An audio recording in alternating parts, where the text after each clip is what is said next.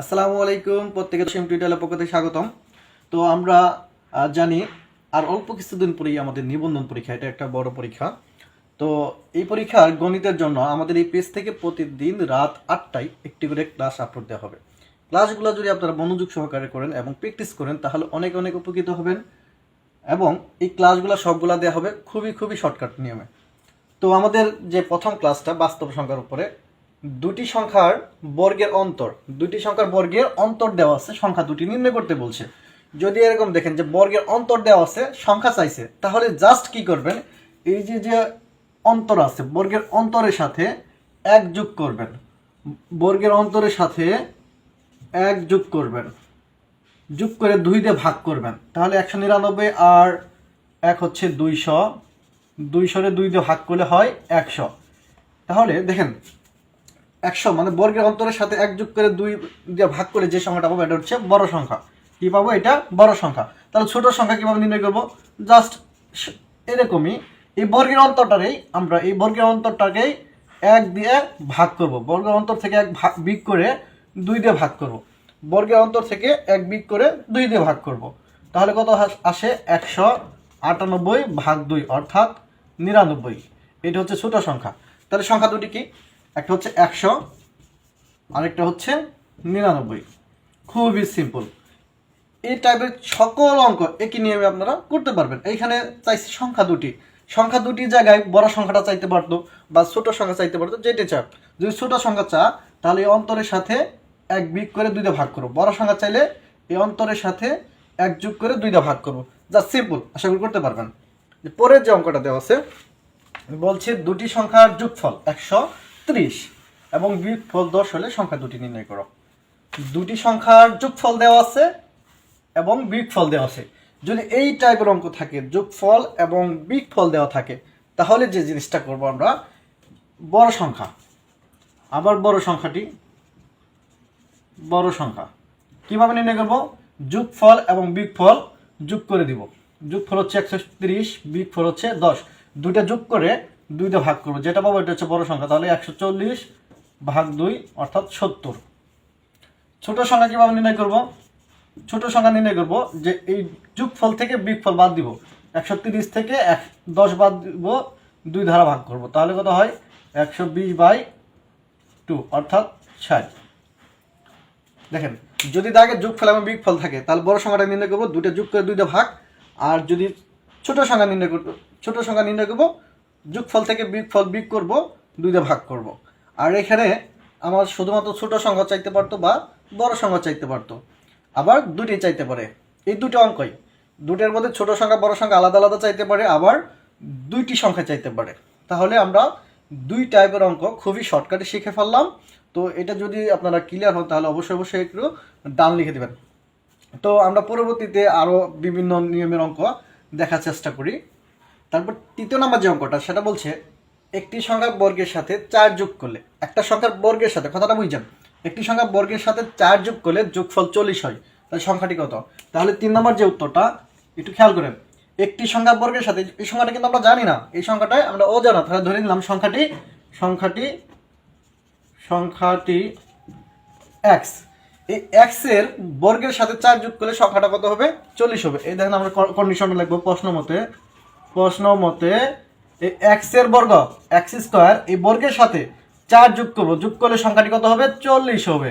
তাহলে x square সমান 40 minus 4 অর্থাৎ x স্কয়ার সমান 40 থেকে 4 বিয়োগ করে 36, 36 এর যদি রুট করি x স্কয়ার এই পাশে রুট হয়ে যাবে 36, সুতরাং x এর মান হবে 6।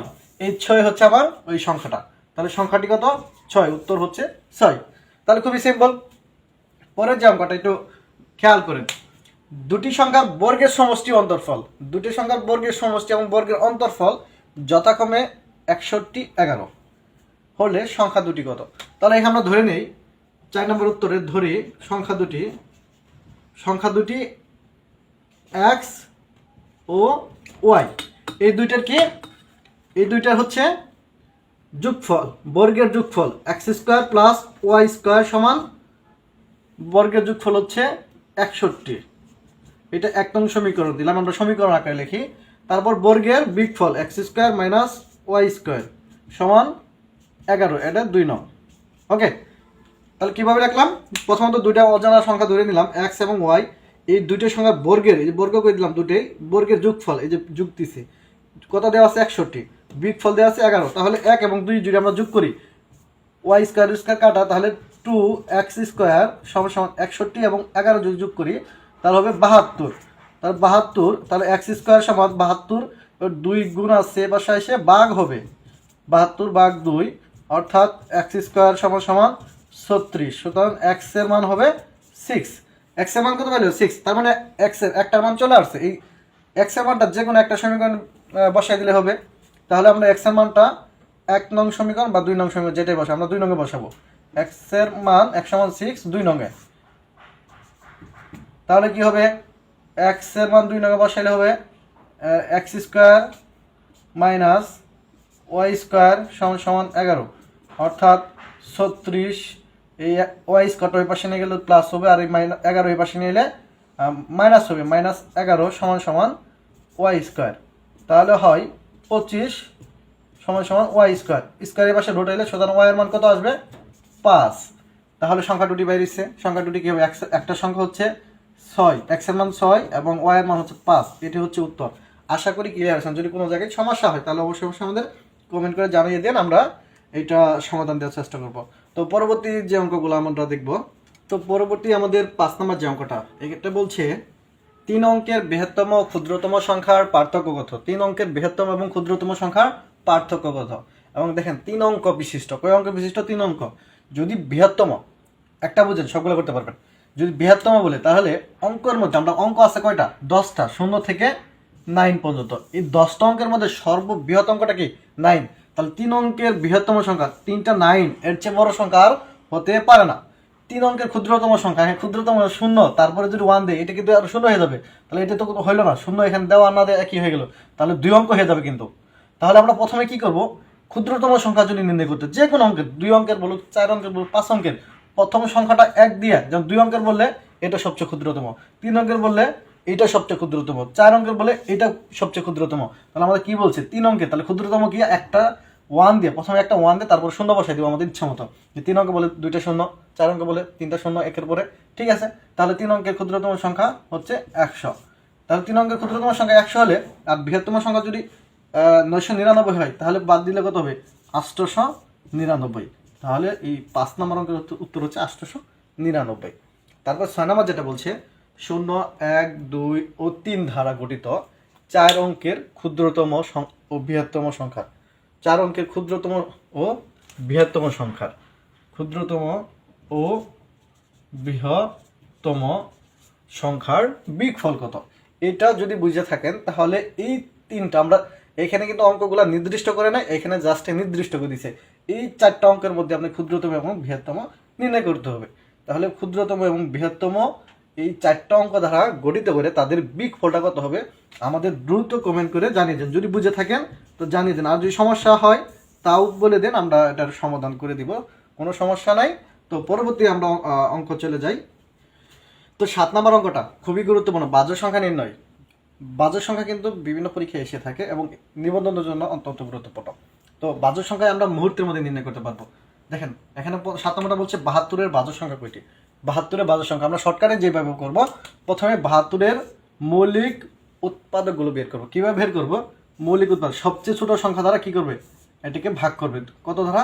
2। মৌলিক সবচেয়ে ছোট সংখ্যা কোনটা? 2 সংখ্যাটা। তাহলে 2 দ্বারা ভাগ করলে কত আসে? 36। তারপর আবার 2 দ্বারা ভাগ করব, কত? 18।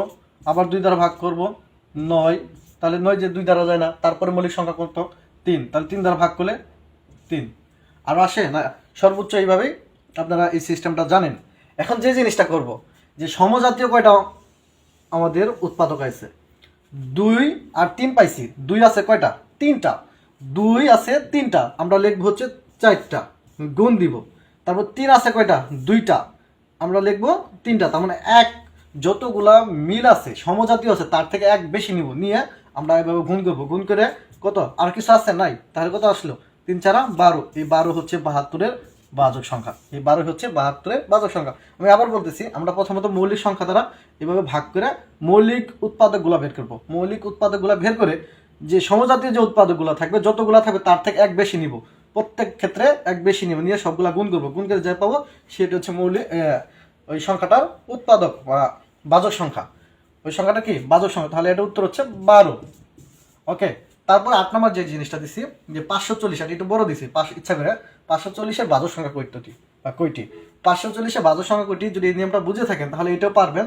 আপনারা নিজেরা করে এই প্রশ্নের উত্তরটা, অঙ্কের উত্তরটা আমাদের কমেন্ট করে জানিয়ে দিন। তো আজ এই পর্যন্তই। তো আমরা দেখা হবে পরবর্তী ক্লাসে। তো এই পর্যন্ত ভালো থাকবেন, সুস্থ থাকবেন, আল্লাহ হাফেজ।